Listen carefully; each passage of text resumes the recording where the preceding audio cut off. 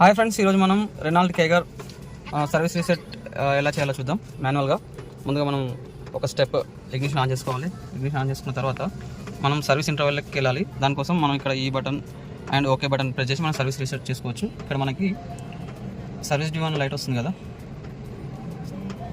ఈ సర్వీస్ డ్యూని మనం ఇప్పుడు 2 నిమిషాలలో మనం రీసెట్ చేయగలుగుతున్నాం. చూడండి, ఓకే బటన్ ప్రెస్ చేసి పట్టుకోవాలి. తర్వాత డౌన్ చేసి మళ్ళీ ఒక 10 సెకండ్స్ ఓకే బటన్ నొక్కి పట్టుకోవాలండి.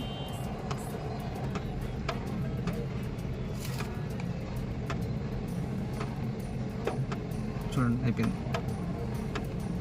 మళ్ళీ మనం చెక్ చేసుకోవాలనుకుంటే చూడండి, చెక్ చేసుకోవచ్చు.